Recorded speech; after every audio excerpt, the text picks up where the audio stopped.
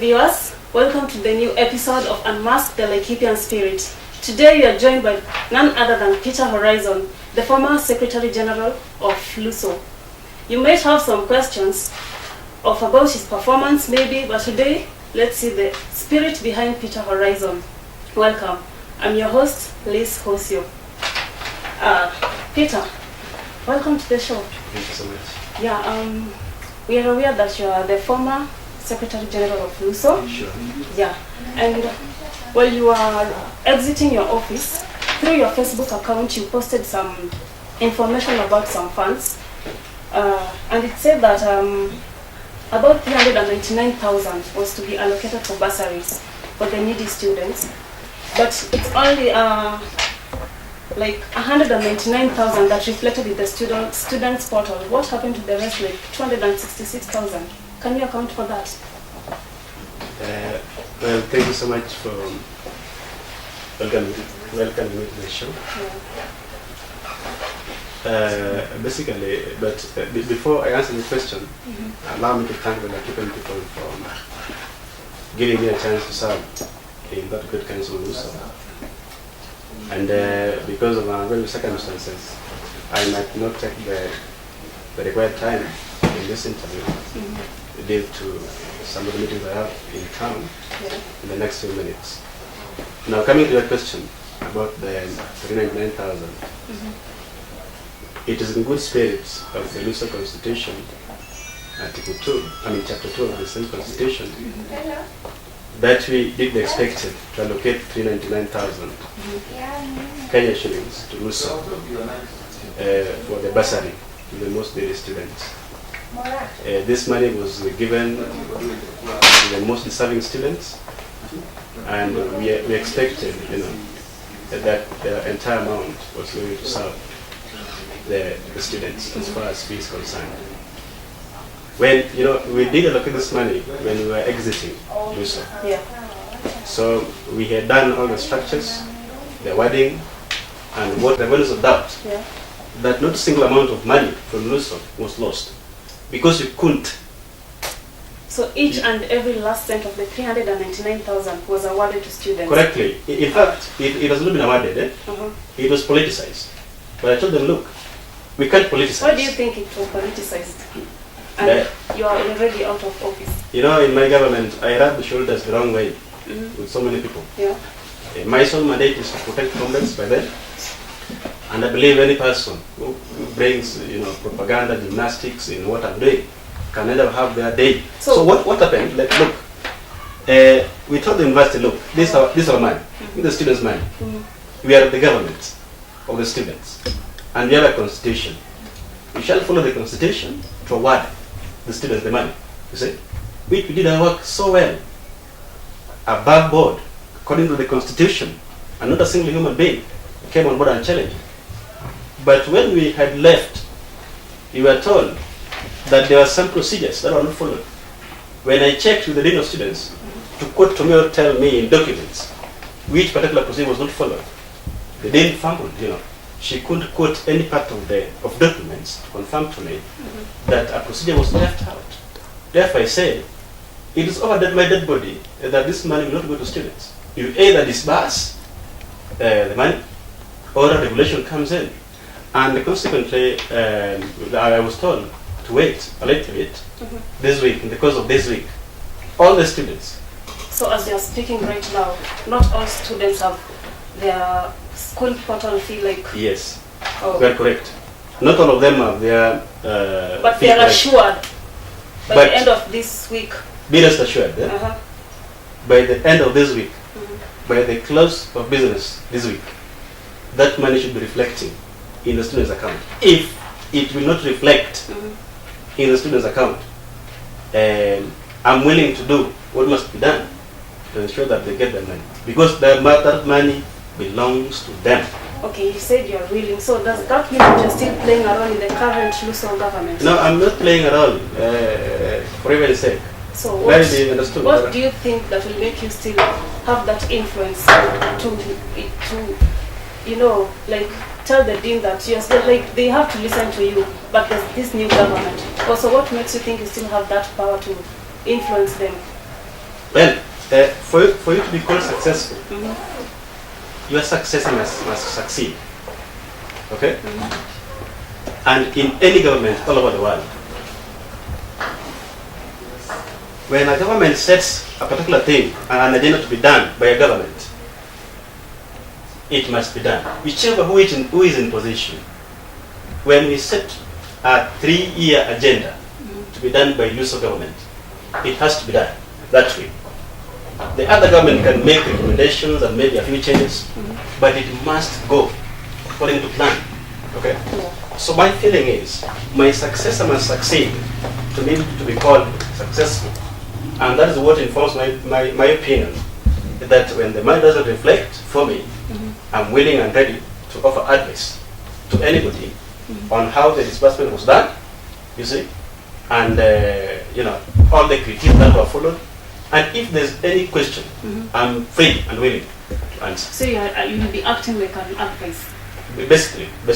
Okay, you've talked about brushing shoulders with the former government, the government that you yourself were in. Is it true that LUSO was divided? Well, it was divided, like it was Team Secretary General, which was like headed by you, and the team president. Was it true? No, we were not brushing shoulders with anybody within LUSO. Was it divided? LUSO, was it divided? No, LUSO was an independent, a single, united, autonomous, institution. And these rumors going around the street that there was some division must just come to an end. But I have to remind the good students of the University that the highest level of unpatriotism is to elect a government and then abandon in the wilderness. People who keep on complaining about their governments and don't offer, solutions that can solve problems are very unpatriotic. And people must go to the ballot, knowing very well that after electing their people, their leaders, they have a mandate that they can never abdicate to support that government, to deliver, and to hold the government accountable. So for the sake of public records again, my government was very united, very solid. That is why you saw, what happened. I mean, the things we did will go down in records, and maybe you might not see them in black and white manifesting themselves, but I'm very certain we set standards. We have a new constitution as LUSO, so working with the new constitution sometimes is not very easy, but we set standards that must be followed by the subsequent government. Okay, and when your reign was about to come to an end, yes, there's this retreat that the administration and LUSO government organized to go to Uganda, and it was supposed to be attended by the Secretary General, the President, and the Director Academics. But again, you are left behind. Why? Well, it is a very interesting one, because I was very surprised. In fact, I was the initiator of that retreat. It was a retreat dubbed the African Youth Leadership Forum that was supposed to be held in Entebbe, Uganda. I did all the applications, got all the money on board, and then at the last minute I was told, look, you are not going, there's a problem somewhere. I did ask what is the problem. I was told, we have some pending case, so you can't travel to represent the people. And then I asked them, what was the pending case that I have? There were some issues surrounding the Cancer Week that happened last year. It was a very unfortunate thing, and I had to confront everybody. I talked to the Vice Chancellor, and I asked him a very simple question, that do you just gag people from representing their constituents based on allegations, which for me are extremely ill-advised, far-fetched, and they're basically aimed and tended towards, soiling my reputation. So he wasn't able to answer me why he was barring me from attending and representing students based on allegations. Okay, and from the same, it was heard that you also went to the Dean's office and you termed them stupid. Why? Well, from a leader, you're a leader, everybody's looking at you, and like you're acting, you guys are stupid, are you leaving me behind, Why? Propaganda is a serious mechanism where our people, they can portray what they want to be heard. So it never happened? Nothing of the kind. Nothing. And you talked about the pending cases, and you've mentioned Cultural Week. It is also said that the governor donated some funds, 100,000 Kenyan shillings, but he gave it to you. You never gave an account of what happened to that money. So at least right now you can clarify, clear the air, what happened to that money if it was handed over to you. You know, wonders never cease. This planet Earth has extreme wonders. But someone just can't come and start saying things that don't exist. The governor of this county is my friend. And for the sake of public records, honestly, how can a human being, a young man like myself, just steal from a public, and then you swindle him some cash, and then you go scot-free? It is an imagination of its own kind that I only saw in this great institution. When your friend, for example, gives you money, do you go discussing in public with people? Okay, if the money, the interview is yours, but someone must have seen you with the money. And maybe the governor, the governor just can't give that huge amount of money and keep quiet about it. It was like a donation to award the contestant, the first runners up, and the MCs, the DJs, but they said they got nothing from you. Nothing is far from the truth. Let me be very clear. I don't want to be economical with facts here. I'm so generous with facts, and I'm so honest. I was supposed to clean your road, and I told the governor, look, your town is dirty.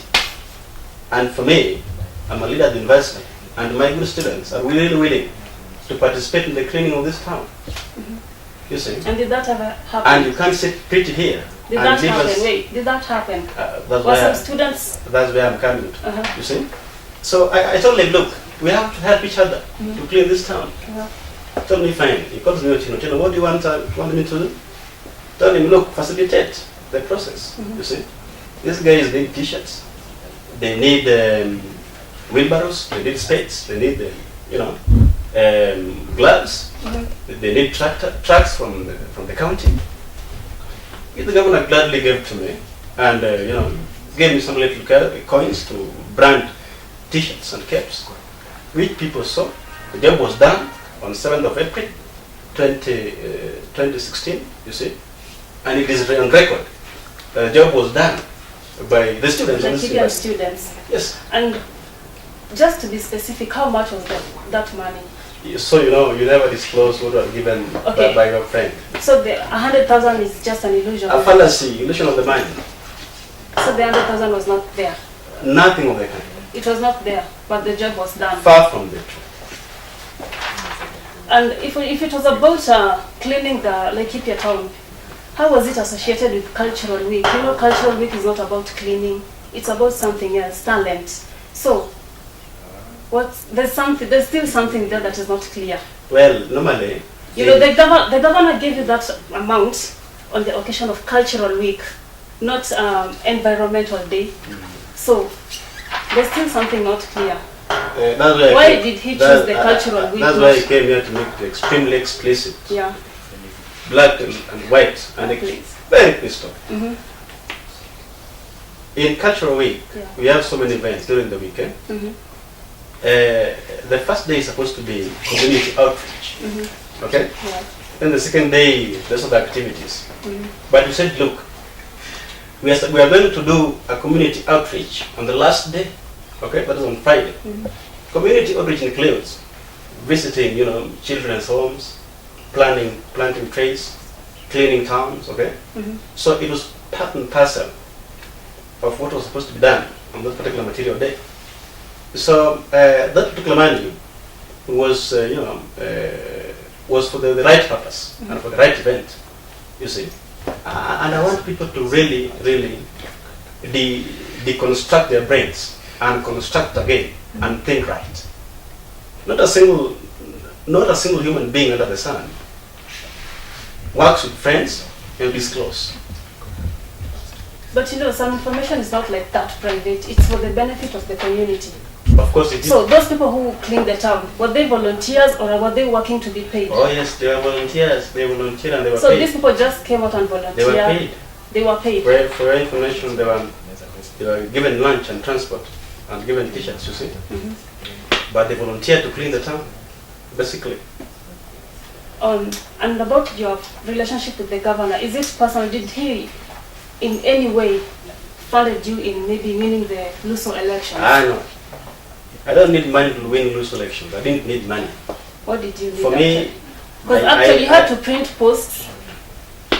You had to dig deep, at least dig some coins into your pocket.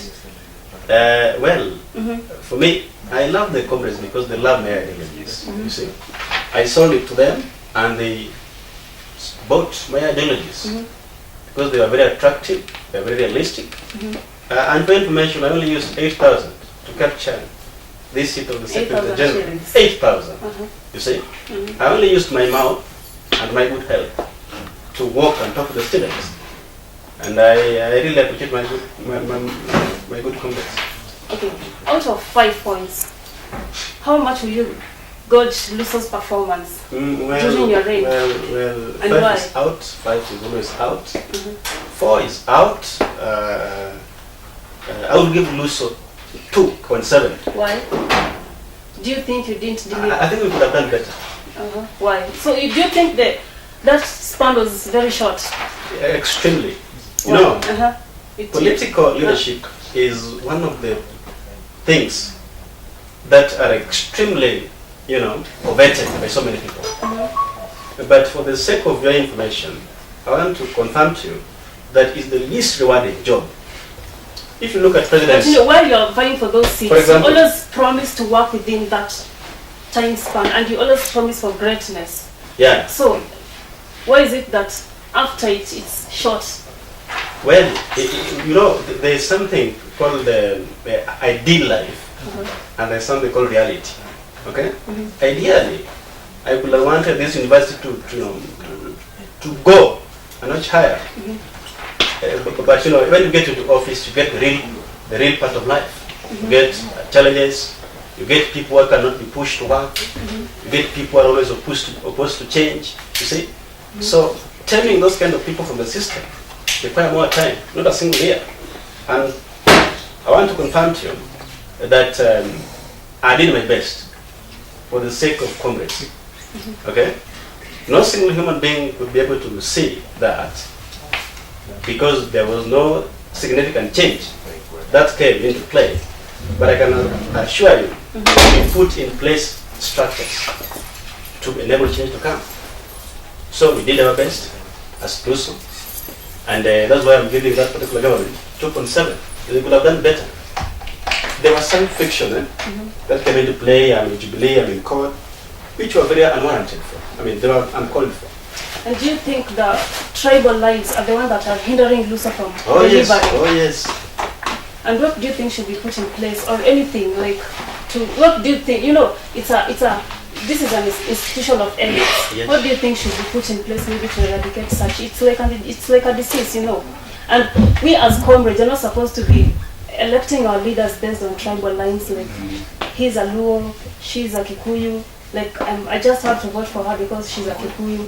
What do you think should be put in place? Well, tribalism for me, I define tribalism as the act of using the fact of tribe to either include or exclude.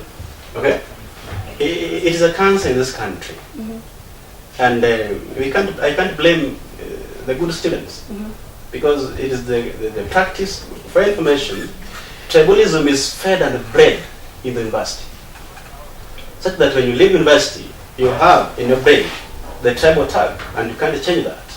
When you go to the field, in the working environment, you feel like including people from your area. If I'm called Lutina, you feel like including Onyango. And if I called Njoroge, you feel like including Kamau. So it is something that is extremely chaotic in this country. But it did get to play in LUSO, okay, where people were divided along, not necessarily tribal lines, but based on political affiliations. I'm coded and I'm jubilated, you see. It affected us. But when it came to students' matters, I remember you united to tell admin, look here, you can't stop us from doing this, like the bursary. I can confirm to you that they wanted the bursary thing to be done by the subsequent government. Tell them, look, that imagination will not see the light of the day. You have to do it today. And to come back to the bursary, is it like, did you conduct interviews to award the bursaries? We did. We conducted extremely rigorous interviews, and the guys. And what were you looking for someone to be, you know, who is a needy person? We don't have an odometer to, you know, to actually ascertain the level of need. But we were looking at particular specifics. There are some orphans who can comfortably live. There are orphans in this country who can comfortably live. Uhuru Kenyatta, the president of this country, is an orphan. Okay. Yes, he is an orphan. But he can live comfortably, you see. So we were not saying that we are giving you bursary based on the fact that we are an orphan, but we are looking at other, you know, other factors, like maybe what your source of income, what are your parents doing, you see, where do you live, you know, who pays for your school fees. Some of them who are paying for their own school fees, you see. Such people must be motivated to go to school and go to class. Okay, based on that record, like Bill Clinton, I know you know him. Yes. He was vying for the presidential seat in the last elections, and you were supporting him before he was, you know, disqualified. Before, when he was vying, he still had scandals. You know, he had scandals before he was still disqualified because of the CF. Why do you think that leadership should go hand in hand with performance? It is very ridiculous that you want people who are academically excellent. I mean, you feel that the people who are academically excellent are the only people who can be leaders. So do you think this thing should be scrapped off? It is a stupid thing. It's a malicious thing to students. So even at the University of Nairobi, CF is never 60, you see? It was 55. In Egerton the other day, they did put it at 50. What makes, you know, Laikipian University a unique creature, a unique university, to maintain CF at 60? I believe, you see, leadership is from God. Leadership is, you know, when you're a leader, even if you're academically challenged, you can still make a very good leader. So do you think the CF should be scrapped off as a last quality? The CF thing should just be there for the sake of elimination, because naturally you can't have a whole university vying, but it should be reasonable. You see, it is. But again, you're contradicting yourself. It is said. I'm saying it should be reasonable. It should be reasonable. 60%. It's there but reasonable. 60% for me is not reasonable because it is too high. 60 is not an average. So they should lower. They should lower, definitely. To something like 55 or 50 is a better deal. Okay, but I'm happy as an imagination. Okay, going back, what inspired you into politics, or who inspired you into politics? Well, my desire to serve humanity is what inspired me to join politics. And ever since I was young, I've been in politics. In primary school, I was in politics a little bit. In high school, for the entire period, I was in politics until I became head captain of a high school. And you know, it is in my DNA. You see, so not politics per se, but the desire, the urge to serve is what drives me. Just a minute. The desire to serve is what drives me, you know, and is what drove me to join politics. And when I came to campus, I saw a few things that needed to be fixed. And you know, like any other administration, ours is like any other wheelbarrow. You see, it needed extreme pushing from me as a leader, and for the Congress family, and we did our best. by the time we are given the mandate. So do you have any further desires to join national politics after your 4th year? Definitely. Once a politician. Immediately. Always a politician. Okay. And to say, politics is like, they say politics is a dirty game. You people, like, you always have this slogan like, Mercy died at Capedo. And it takes someone who is very strong, ready to conquer. And there must be someone behind, like an advisor, who's always telling you, go, keep going on, keep pressing on. In any relationship here in Laikipia, someone, maybe a lady, like telling you, Horizon, you can do it, don't listen to others. Yeah. Well, politics is not a dirty game. It's a very clean game. The players are dirty. Okay? So players make it dirty. The players make politics dirty. When you're dirty, it doesn't mean when I'm dirty, if I sit on this couch, I'll make it dirty. So that makes also this room dirty. That's a very bad example, but no. But what I want to say here, this is a very good game. There are some people who are not informed, objectively, make this game appear as a very bad game. But it's a very interesting game. You must know the rules of the game. They're very basic, very simple too. You either win or lose. There's no number two in politics. Okay. After learning those basics, as you go into politics, just play the game, knowing very well that you can either win or lose. For me, as a person, I was doing my politics knowing very well that I can either win or lose. But because I've never lost an election, okay, I've never lost an election. I started winning elections in Form 3, you see. And when I came, the first year I was elected to represent the students as a first year. The same year I was elected as the student speaker of their parliament. And then in third year I was elected as the Secretary General. So for me, losing is not my portion, and I had to calculate my moves in a very clear manner to be able to forge. So who's the Mrs. winning Secretary General? Well, what you must understand and what you must know, that even my girlfriend, you see, was extremely opposed to this idea. Why? She feared publicity. This thing, publicity, that when you are now in the public, image, I'll be scrutinized. There will be so many cameras on me, and even during that particular, even when I had won, during that particular academic thing, there was a lot of politics going on. There was a lot of name calling. People used to call me a lot of names. They were very, very. That was a low moment for me. People call you name in Facebook, in all platforms. You see, they say how the level of I mean, people used to call me a thief. You see, everywhere I could walk, but that never stopped me from going ahead, because I believe that ile matunda ile mti iko na matunda ndio pigwa mawe, you see. So for me, you're still escaping my question. I kept moving, you see. I'm answering your question.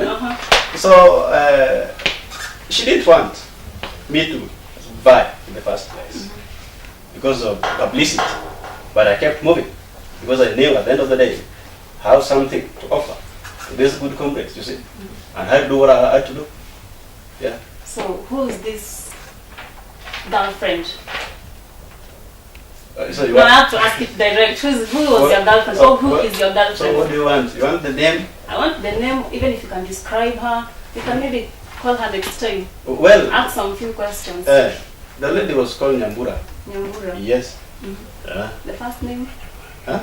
First name? Faith Nyambura. Yes. Okay. Going to national politics. And she is still. She is? Yes. Okay.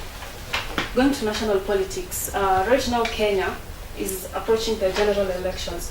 What do you have as a young politician to tell young Kenyans to participate in the voting process, so that to elect good leaders, able leaders? The young Kenyans, as they vote, let them vote with their brains intact between their ears. Let them vote with their brains and not with emotions. Okay? This country only appeal to emotions. When the good guys will come and dance and say a lot of propaganda, you dance with their tune because they have enticed you emotionally. And consequently, we lose it as a country. So I would advise the young guys, and, you know, by the way, in this country, the young guys make 70% of the population. Yeah. So when you want a revolution, a true revolution, you'll definitely have it. That is what is missing. People must vote using their brains and not using their hearts.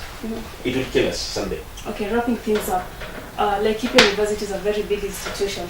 Where do you think Laikipia has failed, like in pressing on about development, both infrastructure and ideologies that we have? Where do you think Laikipia University has failed? Big time, and I will confirm to you. We have ability, we have potential, but we are sleeping. So is it the comrades that have failed, or everybody has failed? So nobody is playing his The comrades have abdicated. They have just decided to abdicate, to abscond responsibility. You see? That means you will sit pretty uncomfortable when you guys are sitting and are pretty, but they will struggle to do something. You see, when they see you guys are not happy. You saw what did happen here doing biomedical thing. So what you're saying is that the comrades have failed. The comrades have failed big time. They must wake up and go to work, you see, and know that their responsibility to bring change within the environment. The university can do better, but let us try it to the best he can, okay? And I give him credit for that. But he needs to do better. This university, there's something called 3P, private, public, partnership. Mugenda in Kenyatta, he's not building the university. They didn't build the KU with her money. KU was built using 3P. Okay, people partner to build. But here, do you think people would come here who have interest? Talking about building the university, that's not the comrades. It's not the comrades' duty to do that. So are you trying to insinuate that the vice chancellor has failed? Well, let us not. Because you've just said Mugenda did not build KU with her money. So I also think like Lelo is not doing the same with his money. So there must be some money allocated to do the development. Lelo must be advised. Lelo must be advised by young minds what he needs to do. But as you know, sometimes you can be advising a rock, okay? You can be advising the other is not being taken into consideration. So are you saying that you've been advising, but all your advice have been falling on a deaf ear? That is not what I'm saying exactly. But I know what I've done. I know the role I've played to bring change, okay? But if what I said was not good, was not bought, I don't care. Because for me, I behave like an hyena. A hyena sometimes was walking along the street, and he met a stone, and they greeted the stone 3 times. The stone didn't respond, and the hyena said, okay, you don't want to respond? I've done my part. I've greeted you. You don't want to respond, so you have the problem. So for me, I did my part to say what had to be said, but maybe somebody somewhere didn't listen to me, and consequently we're here today. But Congress can play a role, okay, by convincing the administration that this 3P is key, very primary. So the Laikipia University is not following the 3P role. Of course, are you seeing it followed? I've not been in the government. Maybe it has been followed up. Have you seen any partnership? There's the GATE partnership, there's the new library, give me the laboratory. Give me a break. That is far from it. So, the students. So, in short, you're saying the 3P has failed in Laikipia University? No, they've never. It only fails when you attempt to implement. You only attempt to implement, and then that's when it fails. But they've never attempted to implement. That is the fact. That you can take it back. They don't even have an idea of what 3P is. They have, of course they have. They have, but they have been under the sun for quite a while, and they can't afford to not to have. They have an idea, but they don't want to implement. I'm telling them, let them wake up and go to work. Okay, so comrades have to wake up and go to work. The school administration has to wake up. Everybody must wake up and go to work. Okay, we'll wrap it from there. Thank you very much for Thank you so much. Okay, ladies and gentlemen, that was the Unmasking Laikipian Spirit from Peter Horizon. Thank you for being our audience. You can catch up with us on Facebook, Lud Entertainment. Instagram lud_entertainment, and on our website is www.ludentertainment.co.ke. Stay tuned for our next episode. We might be dropping you might be next on our hot seat.